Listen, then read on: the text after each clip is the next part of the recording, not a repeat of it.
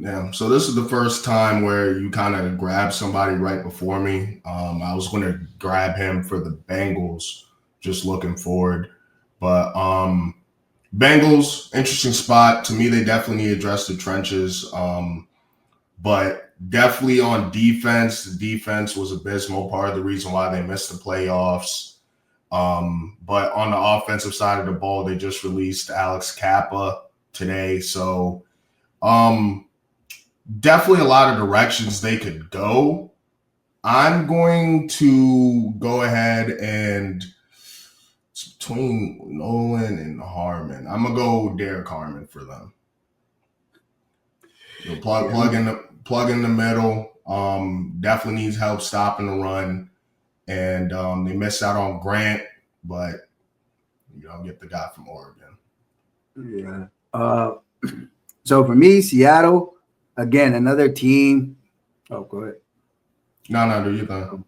Yeah, another team where I can kind of see due to the Mike McDonald's defense and the way that the draft is going, I can see them kind of going a few different directions here. But who I really like for them, since he's still on the board, I think in the real draft he's going to go a little bit higher. I like Jahad Campbell. Jahad Campbell is the number one linebacker in the draft. He's not one of these cats that he pass rushes or he can rush the passer, this, that, the other thing. They say he has the potential to rush the passer, but I think in this defense, he's just the one that called. He is the Dre Like Greenlaw, Dre Greenlaw, and who's the other San Francisco 49ers? Fred Warner. Fred Warner. Yeah. Like I don't think like people are trying to say that he can rush I don't think they even want to have him do that. I think he's so good at playing linebacker, especially on pass plays and carrying people up the field. I think that he's just going to specialize as a 3-down linebacker that diagnoses, run plays, and plays well on dropbacks. So I think that's something that he's one of those chess pieces. Mike McDonald, obviously, he didn't mind valuing Patrick Queen, and also Raquan Smith when he was in Baltimore, spending a first-round pick on one of those linebackers, and also paying the highest salary ever to an inside linebacker at the time, while also giving up a first-round pick for Raquan Smith. I think here he's able to get that same type of linebacker that kind of just overall runs his defense. Maybe he doesn't change it first year, but he's the guy that's going to be the one installing it for the rest of his career for Seattle. Okay, that's interesting. I thought you were going to go O-line there, but yeah, I mean, again, they can use it, but they've took some shots at O-line, and it's not necessarily that their O-line was bad. It's just they were unhealthy. So sometimes like people get confused with like a bad O-line and an unhealthy O-line. So, and also we're doing this pretty early. So obviously some of these it's going to be patched up in free agency. Some of these holes are going to be filled up before we even get to the draft. So, but I just think that in regards to the positions, I don't know. I don't think there's another linebacker like Jahad Campbell in this draft. Like I think he's linebacker one, and there's a bunch of solid, good linebackers that can stop the run or maybe play the pass well. But there's not anyone that's going to just do all three of those things, and also has the potential to rush the passer. Facts. All right. Well, 19 with the Bucks. I think they run to the podium, 9 and 5 seconds. Get Will Johnson. They've been lacking in the secondary for some time now. I have a Bucks fan, a diehard, that would love this pick. He'd be elated. He's been waiting for them to go corner. Yeah, but he's been. So does he not care? Like he don't care about? Okay. He don't care about what? You know him. I mean, that's why I was like, I realized when you talking about, I was like, okay, never mind. Not even trying to throw shade, but it's just kind of like Will Johnson's dropping for a reason. And I think he's going to drop even further than this. There's something there, bro. There's something there. He's not running.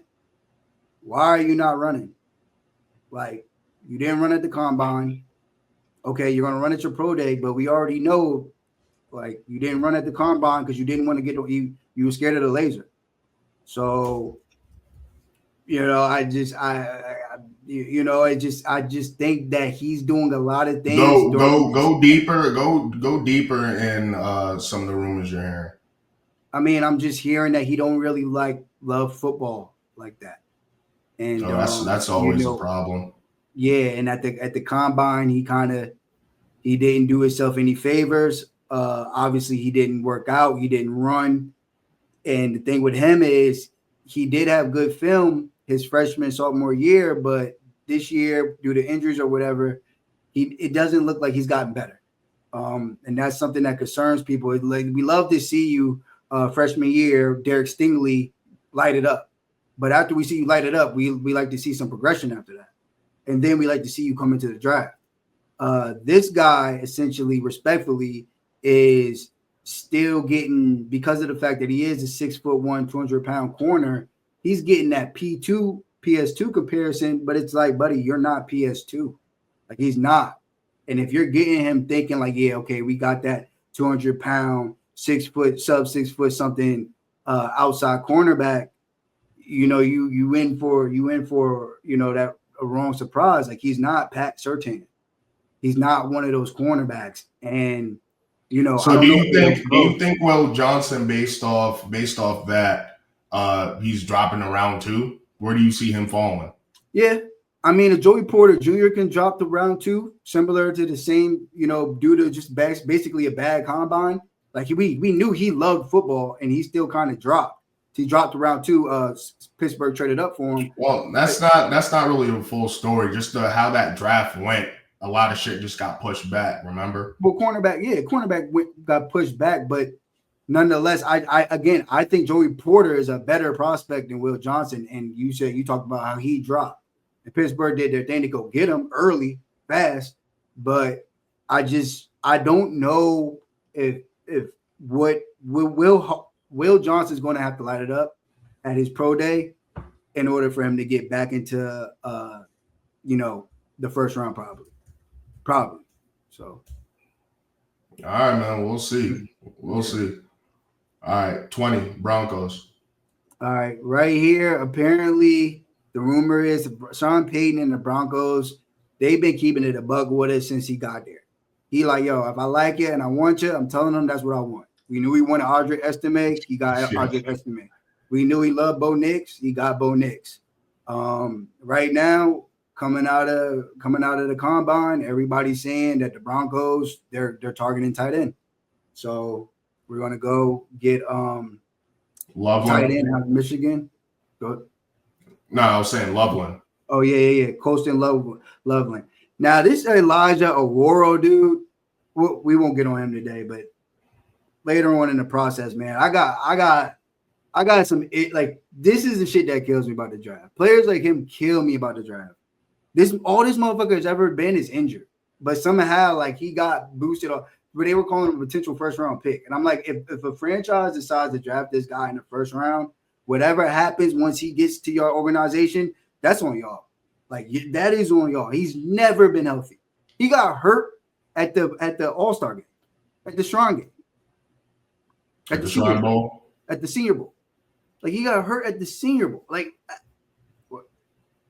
whatever, man. These guys know more than I do, but I haven't heard crazy rumblings about him. People saying he's going in the first. They were, before this combine, they were like, oh, like he shot up to because I mean, in his practices, he had good practices, but then you go and you're like, wait, this dude's knee has been ripped up two and a half times over the past three and a half years. What are we doing here? Are we sure this is what we want to do? Like, he never played. He barely played this year. That's why people didn't know about him until the practices, to the Senior Bowl practice.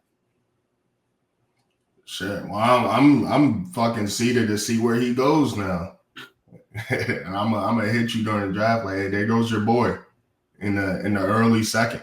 Yeah, hey, you're gonna be like you literally when they talk about him, you're like, damn, why did they draft him?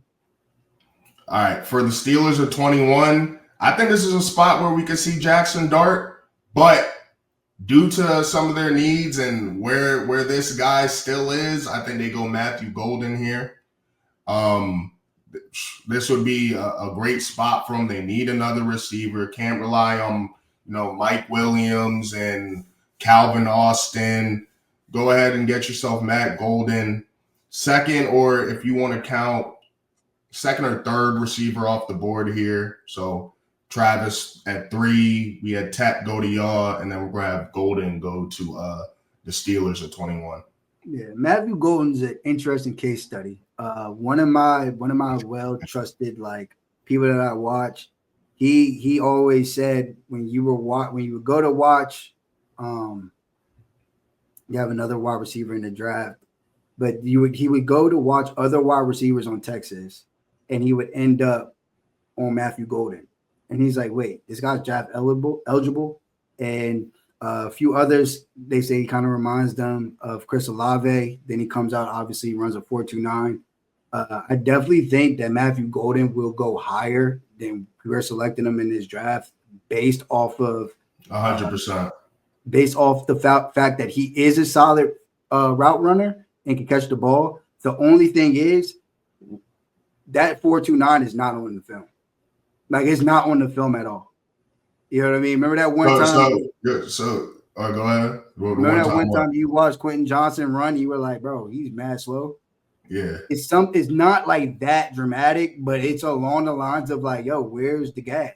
So he's like the reverse Tez Johnson running that. What did he run? Didn't he run like a 4 or 5? Yeah. Yeah, but his game speed, he don't look like he run a 4 or 5. So you're saying it's like the opposite? I mean, he just does it different ways because he's nuanced with his route running and stuff. And he is getting open. It's just that where's the gas? Where is that gas? 4.29 is serious speed. You notice that. You know what I mean? You notice that in the player. If we talked about Jalen Hyatt when he was in college, it's you thought he could clock a 4.29. He didn't. But because of how he played in college, it looked like, oh yeah, this cat got to be. And his film just doesn't show that. But yeah, I think this is a good pick for sure for Pittsburgh, and also just keep an eye out for Matthew Golden moving up the draft board as we move on over the next 51. All right, back to it. Yeah, like Austin said, look out for Golden. I think he'll go in the top 12, 15. But what you got for the Chargers? For the Chargers, I got Amarion Hampton, running back out of North Carolina. Oh, yeah. And the funniest thing about him, I've been honestly, I believe, I do actually believe that he has a chance of going higher than anyone expects. I could believe a team drafted him high. I told my boy, I was like, yo, don't be surprised if the Cowboys draft this man with the 12th overall pick. He's like, no, I don't want him. And I'm like, bro, I get it. You don't want him, and you don't think that we need to draft him. But again, like I told you earlier, when it came to the Cowboys, they did a lot of it's a lot of identity and talking about running the ball. And I think the Cowboys' dream scenario is obviously for Genty to be there. But if he's not, and they're hell bent on having a 3-down back to run the ball, I think they might fuck around and they might go Amarion Hampton. And now I don't think they'll do this. I wouldn't be mad about it, especially in the trade back. But if I read his scouting report to you, dog, you'd be like, oh, this dude, he's nice. All right. So and this is all before. This is December 19th. So this is before the combine. You know what I mean? This is not combine rap. 5'11", 220 pounds. First team 2024, 2023. Second team All-America 2023. Doak Award finalist in 2020, 2023. Showcases an excellent blend of speed and power that forces teams to add bodies into the box. You want to hear that, right? Violent runner, explodes through the alley, short hands, contact balance, minimal wasted movements. I'm not going to go into the highlights, but long story short, Buddy, when he runs, he looks like a stronger Tony Pollard, for real.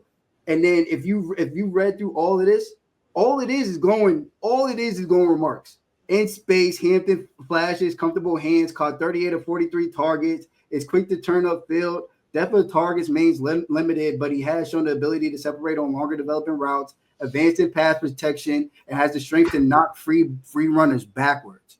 So that right there is showing you that he's a third down back as a pass catcher and as a run as a pass like as a blocker. So I'm like, yo, this cat is nice. And then I go to the projections and they say day one Pro Bowl caliber. And I'm like, look, I know we love Genty, yo, but this count might be nice. Then so you're looking at this as a potential like Gibbs situation where all the attention was on Bijan for a while, and then kind of eventually it was clear like, yeah, Gibbs, not only might he be better low key, but he's definitely going to go super high. He's just as valuable. Yeah, and I remember like that was a funny draft because I'm sure you probably seen the clip or maybe you haven't, but in one of the clips, Jameer, he says, yeah, Dallas said that they was going to take me at 26. And it's like, yo, y'all funny as hell. Y'all thought y'all was going to get that boy 14 picks later.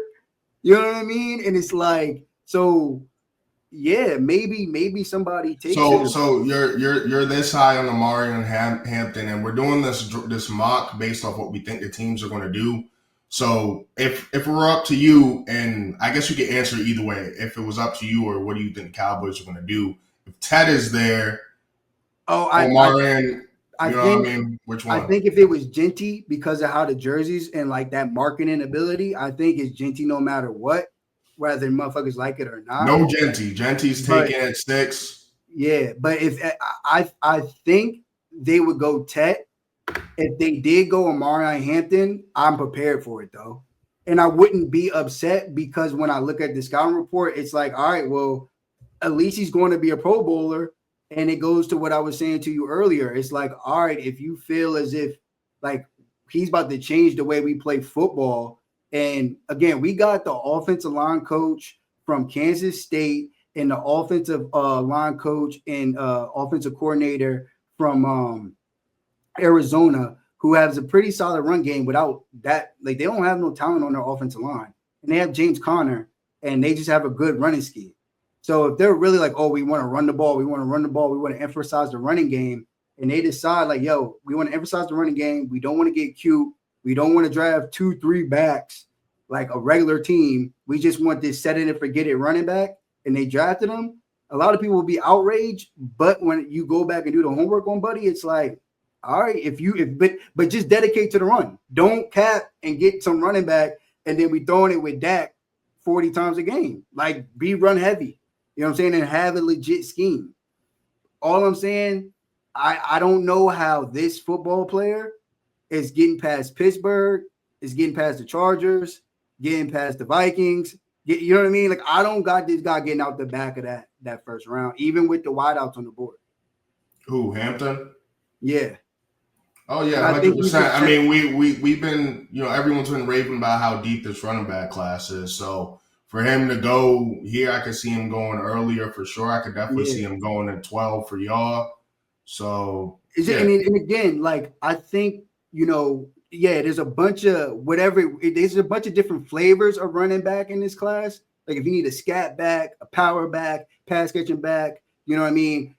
Zone running back. There's a bunch of different flavors in this draft, but I think there's only 2 running backs that no matter what offense you run in, they work for you. And I think that's Genty and I think that's Omarion Hampton.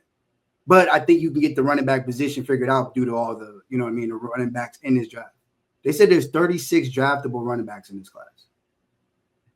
Yeah, that's crazy. But to your point, though, I mean, I love him with the Chargers, though, especially how they're going to use him. Like, this is a smash pick right here. Smash pick. You know what I mean? It is like the Chargers, yo, we just got Ladd in the second, bro. Like, we figure out some shit. We got Justin Herbert throwing the ball, bro. We just need to protect them and get somebody that's fast and run away from the defense. Like, he's protected. They definitely made sure of that. So just need a running back that doesn't have that injury history. Just revamp that joint. And I think if it was a different offense, if it was a different coach, maybe I'll go wide out here. Like, I'll go Luther Burden or something. But because, like like we kind of had the same idea. Like we kind of understand the philosophy of the Chargers with Jim as their coach. It's just like, bro, there's no way they passing up a running back like this. Oh yeah, for sure. Pick 23. With them, I think the Packers usually they don't go receiver, but I think they would take like a Golden here. I know they like never take receiver in the first. I think they're sick about Barron not being here, but I'm gonna go for them. They're losing Jair Alexander. I'm gonna take one of the biggest risers from the combine, fastest 40, Maxwell Hairston. Have them, revamp that secondary, and this feels like a very Packers pick to me. Yeah, no, I like that. I like that pick a lot. Here again, similar situation. I know they're saying that guard is need, but I think that Minnesota. I think the only reason guard was a need was because they had a few injuries on their offensive line. And they don't have a lot of salary cap, but they got a good amount. I think what they do is similar to what they did with Amarion Hampton, and they drafted a running back. I think this is where you kind of assess the situation and you decide, like, all right, who's just the more talented football player overall? Is it, and then you look at the board. We at the back end of the draft. It's not like we at the front where we have to get hit on a blue chip player. It's like, what player do we like the most? And I think, because of what he did at the combine, can you go to running back and go to Judkins? I have all of them loaded up here right here. So you think they go Judkins? Yeah, I think they go Christian Judkins, and I think that they go Judkins here just due to the fact that they kind of got the wide receiver already. They actually got a solid wide receiver room. Like I said, I think they use their money for O-line, and they got their quarterback situation figured out, whether that is retaining Sam Darnold or rocking with the young boy JJ. And I just think that they're just one of those teams at the back end of this round that the last thing that they need on their offense to be completed is to take a running back.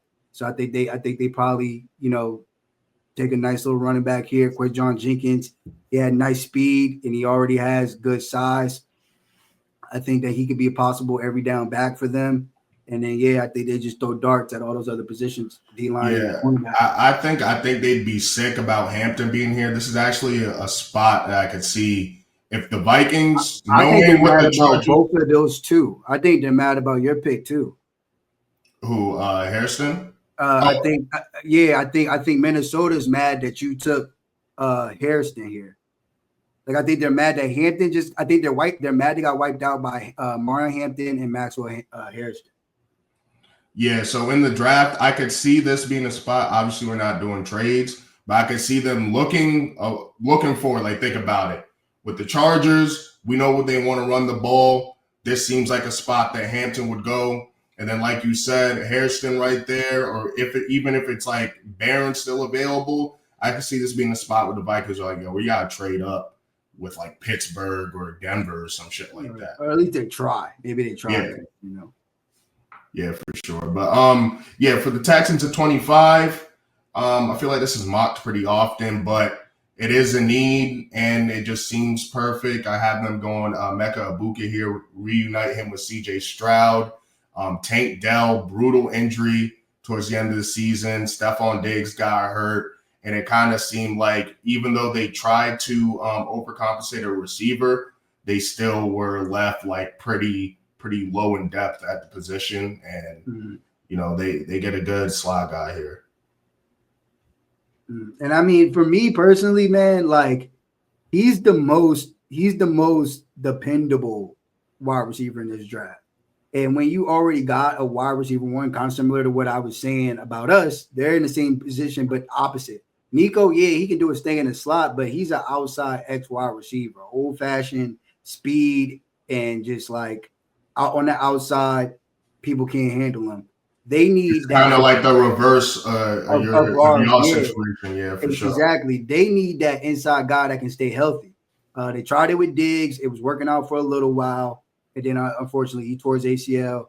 They really love Tank Dell, but he's just having a like the worst luck ever.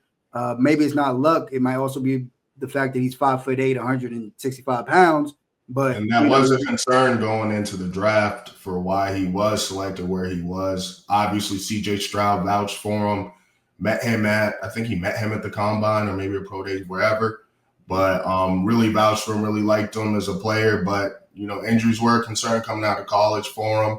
But seems like the perfect spot to go ahead and reload at that position. So, yeah. And then here, I'm going with the Rams. Can you go to DBs, safeties? You're going, You're going, I'm going to have trouble pronouncing his name. Yeah. Well, Nick Emma Warrior. We'll just hope that works. The reason why I'm selecting him here is because LA, they're kind of known, like if Tyler Warren was whatever this to be here, like this is where I would want Tyler Warren to go. You know what I'm saying? Like they're the type of team that I just think, they assess the board. They're at 26.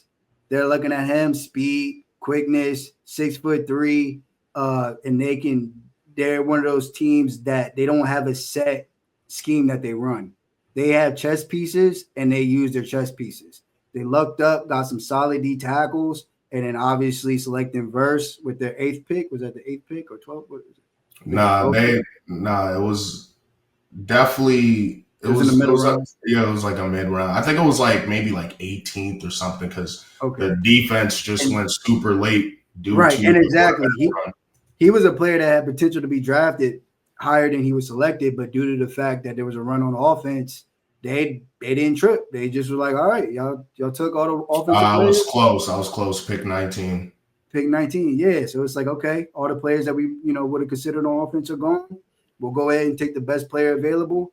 And I think right here, just due to the fact that you can do so much with him, 6'3", 220, that's an in the box linebacker. Like that, he can do whatever you want him to do. So I think they just take him and they make him a nice little chess piece for their defense right before Baltimore goes. And I think we go on the run with safeties here, and they go ahead and get Malachi Starks, pair him up with Kyle Hamilton, and just improve that secondary. Obviously they have Nate Wiggins. He started to show a lot of flash. I mean, I think he was like, let's say he was like a top 15 rookie last year. Nate Wiggins. For sure. And and again, this is what the Baltimore Ravens do. Like, we let y'all pick, and then whatever is left over that we consider, a high grade on our board, whatever the best player available is, we'll just select them and figure it out. This is a perfect place for Malachi Starks, and you already know he's going to be Brian Branch. You already know he's going to be Brian Branch. Like off bat, he's probably, if he goes to the Ravens, I'm seriously like, I got him getting like 4 picks, at least 4 picks. Yeah, this would be a great pick for the Ravens. I mean, I could they don't get enough credit for how they draft because I feel like they just been drafting well for so long for the most part, and they're and recently they've just been picking here regardless. But they're almost like the Eagles, like you said, just we'll take whatever, and we're gonna make great use out of this guy. Trust. Okay, you don't want this good center? All right, we'll draft them. All pro rookie. You know what I mean? You don't want this 6'2" cornerback that runs a 4.2? All right, well, we'll figure out something with him. Like it's just that's the thing about this draft as well, is the talent is pretty spread out to the point where around here you could get a guy that is in other drafts, and for that position, like it's like, this is a top 10 talent right here. And you could get him in the back of the draft. Yeah, my pick with Detroit. I think Detroit, they had a lot of injuries on defense, but even if they didn't, it looked like pass rusher was something that they really, really had issues with. They're major players to try to get Myles Garrett, from what I've heard. Right. So that hasn't happened yet, but with that being said, I think due to the fact that they were so close to the Super Bowl, I know this player has a lot of questionable baggage in his background that definitely needs to get sorted out, and a lot of teams are going to probably just have him off the board. But due to the fact that it's a talent, and Detroit feels as if they probably have a culture that could override that, kind of like with Jalen Carter. It can take on a player like that due to the fact that there's other solid guys in the locker room, and the structures there. I think that they go ahead and they select Mike Green, edge rusher, formerly from Virginia, but now at Marshall. And, just to give Aiden Hutchinson some help when he comes back, we know he's a dog, but to be able to have somebody else that can speed rush and have some power on the other side makes them a dangerous little force. And I think that's one of those things that can help them get over the hump, even if they don't fix anything else on their defense. Okay. So with Washington, obviously they overperformed. They were picking 2 last year. Now they're picking 29.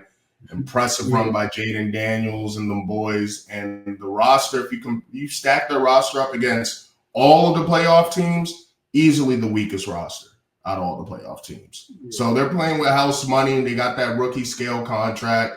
Now they just picked up Deebo Samuel, but I think I'm going to go with the guy that sort of, he gets like Deebo-like comparisons, and you don't know how Deebo's health is going to hold up anyways. No reason, just because you got Deebo doesn't mean, all right, we're not going to address the receiver position in the draft. I think they go ahead and get Luther Burden here. So basically, I mean, that right there, looking at that, that's kind of why I'm a little, I don't know. I guess Deebo brings more excitement than Luther Burden, but I feel he can learn from Deebo. Yeah, but I'm just saying, like, if I'm looking at the draft and I'm them, I'm like, yeah, we can definitely get that because he does the same things as Deebo. You know what I mean? Like, he's that slot yak after catch guy. He's not necessarily like a route running outside inside guy. They already got Terry McLaurin to play on the outside. They needed a solid wide receiver too. I think that a healthy Deebo could be a solid wide receiver too. He talked that he was 20 pounds heavier. He played at 20 pounds heavier than he should have been playing at 225, which is, So I could see Luther Burden doing the same things as Deebo. Like you said, he can learn from him. This is expensive $21 million. We could have got Buddy right here for probably, half of that. But like we know with free agency being before, you just never know. There's no guarantee that he's there for him. Right. I mean, I think they still, even if it wasn't Luther Burden, I think they could still get a wide out here at this pick. It's a few of them. For sure. But yeah, okay. So I guess it's me right here. Yep. With the Buffalo Bills, heartbroken, defeated Buffalo Bills. It hasn't really just been going the way that they needed to, but they took a shot at wide receivers. They extended one of their wide receivers that's pretty dependable on their team. I don't think that they're going to go wide receiver this early. I do think they'll double dip later in the draft. But can you go to cornerback for me real quick? I do think Siobhan Ravel, a very, very good man-to-man cornerback, can possibly be where he gets selected here to play on the outside for them and just kind of, hold that down for the next few years. Solid cornerback, ended up injured, tearing his ACL, I believe. But before he did, again, 6'3", 198 pounds, just a perfect outside corner for this day and age in the NFL. Can come up, tackle pretty well. And yeah, I just think that they select a nice little solid cornerback that could be a day one starter for them. And they just throw pieces at everything else that they need throughout the draft. Because they technically have gotten their wide receivers. They just need them to pan out. But I wouldn't be surprised if they took a shot at one of these wide receivers in the second round, to play on the outside, on the other side of Coleman. Gotcha. Yeah, I thought you were going to go edge there, not going to lie. feel like there's a lot of good options at edge still left, but for sure I could see corner. I mean, they got rid of so many pieces of the secondary before last season. Yeah, and I really I went cornerback because this is a D-line heavy draft. So I think that they'll still be able to get good quality, especially run stuffing defensive linemen and defensive ends later in the draft. But there's not really that many man-to-man corners in this draft. And I just think that there might be a run at corner just due to the fact that there's not a lot of them in this draft. It's going to be completed really quick. No, I got you. Yeah, despite the injury concerns with this guy, when it comes to Kansas City, I think they do their homework, talk to whatever doctors, hope everything's on the up and up there. But this past Super Bowl, they got crushed in the trenches. You know, that moving Tooney to left tackle worked out until it didn't. And I think they go Josh Simmons here, shore up that offensive line, get that right. Besides that, everything's looking good there between did they tag Trey Smith just now? They tagged him, so yeah.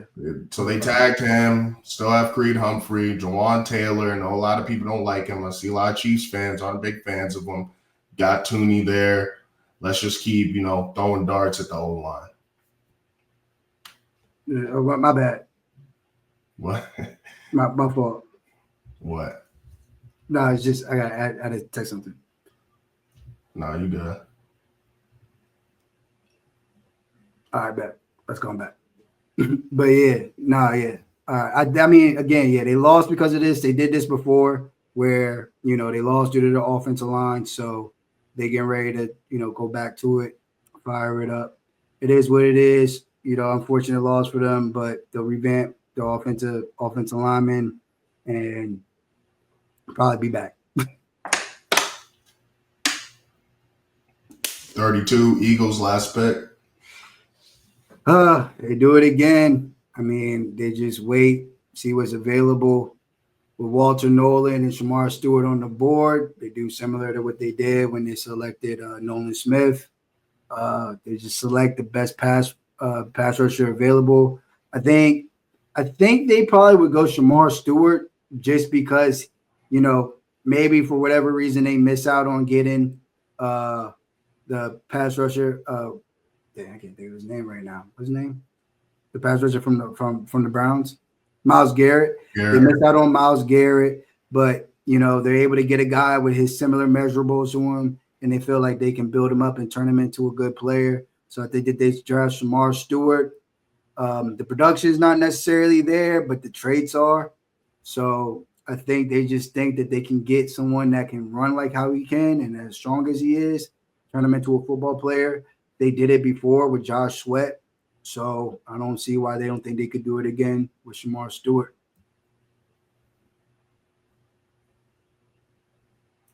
And knowing them and how they've been so far, he turns into a all-pro by year 2. That's just life in the NFC East.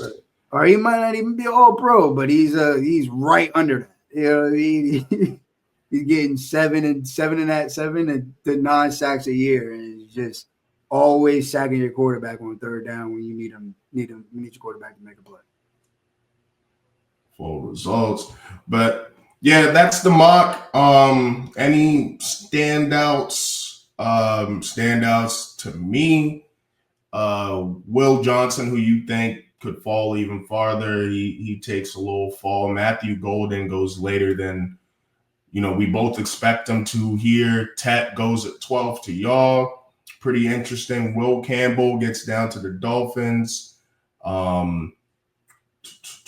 Surprised you didn't go Loveland there at 14 for the Colts. He gets down to who'd you get him at? Broncos. So they're happy with that. Yeah, I mean, I think that the Colts still go tight end, but they don't even know what they're doing at quarterback. So bro, let's just work on the defensive side of the ball, and let's see what we can get figured out over here on offense. I mean, it's definitely a great pick. It's definitely a great pick for him. You know, So like I said, bro, I don't want tight ends going to organizations that are like shit shows right now because Colson Loveland, by the time it's tight ends and running backs, I feel the same way about them. I think like if your team's ready for them, draft one. You know what I mean? Like if the rest of your team is complete, go ahead and draft one. But if y'all still need a whole bunch of pieces or like we don't know who's about to start at quarterback day one, why are we selecting a tight end? unless the talent is just that crazy and you could go Genty at 6 with the Raiders.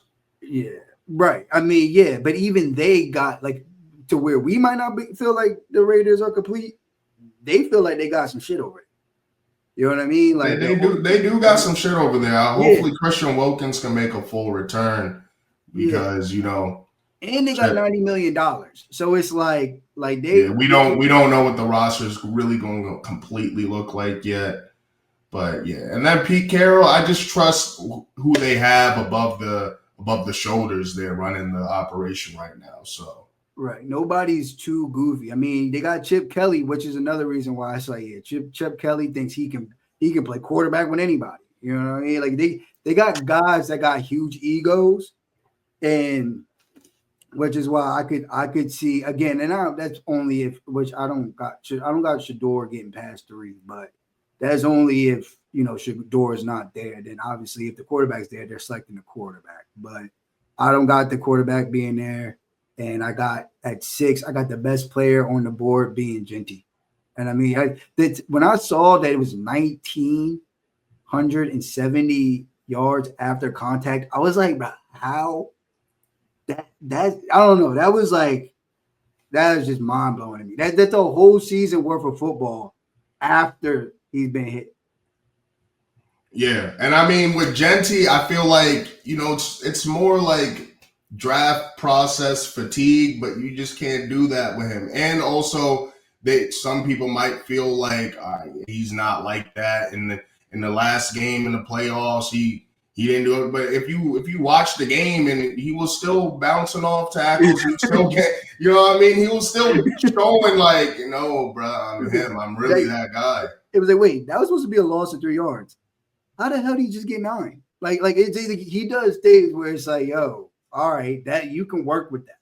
You can work with that when you playing the Chiefs and you down and you're up 3 with 1 minute left, and all you gotta do is just hope that the quarterback or the center and the quarterback don't botch the snap. Yeah, and this isn't a situation like when we drafted Saquon at 2. Like you said, their O-line is actually pretty solid. So, you have that. You have Bowers. You have Jacoby Myers over there. And you do have a need because, White and Madison aren't cutting it for sure. So and for me, it's kind of like what we talked about, bro. It's like, yo, they already did the cool thing and passed over the good running back that we knew was good for the boomer bust edge guy, and it set them back. Anytime you missing on a top pick, no matter who the top pick is, you missing on that pick, it sets you back, and that set them back. Like, yeah, they probably found somebody to do what he's doing. I know Hassan Kaysan or whatever had a really good year with them. But Kelvon Kaysan had a really good year with them. But still, it's like, yo, that's Bijan, and then they do everything else that they've been doing. Like, you know what I mean? They're that much closer to being a serious franchise. Yeah, and honestly, if they did get Bijan, shit, they're probably still in the spot to get Rob Bowers. Yeah. Now you have both. Right. You know what I mean? So yeah, so it's just something to consider, man. I understand what the sexy thing is, but sometimes, apparently people feel as if outside of Travis Hunter and Abdul Carter, there's no blue chips. All right, well then I know for a fact Ashton Genty's a blue chip. I think when we get to this part of the draft process, it's a lot of parroting. So because it's like the narrative, that's what keeps pushing. But I think this draft is a lot deeper than it's getting credit for. It's deep at like for a team that for a team like the Cowboys. This is a perfect draft for us because we already got the quote unquote stars. We have the quarterback. We have the wide receiver, the pass rusher. but we need, D linemen that can stop the run. We need like a linebacker that can just stop. Like we just need bodies to be role players. Like we're not looking for a star player. We're looking for someone to help out our star players. We're like, so that's the kind of draft this is. And again, that's how you win Super Bowls. For sure. But yeah, that's it for that. I'm excited to, flip and do even see how the draft goes on the other end when we get some more news. Free agency starting here soon. Get this shit out to y'all Tuesday, and we'll probably split it up a little bit because we kind of did a lot of yapping. Glad to have Austin back here doing all his research, doing what needs to be done. But yeah, like and subscribe. You got anything else? It's like and subscribe. If y'all got any questions for us, leave us some comments. We'll see what we can do, see what we can incorporate into this thing. And yeah, we're gonna make the off season as fun as we can. All right, man. Let's get it, man. We here. Free agency coming up. Combine done. Let's get into it. Draft on the 22nd, 24th, whenever. Seated. All right.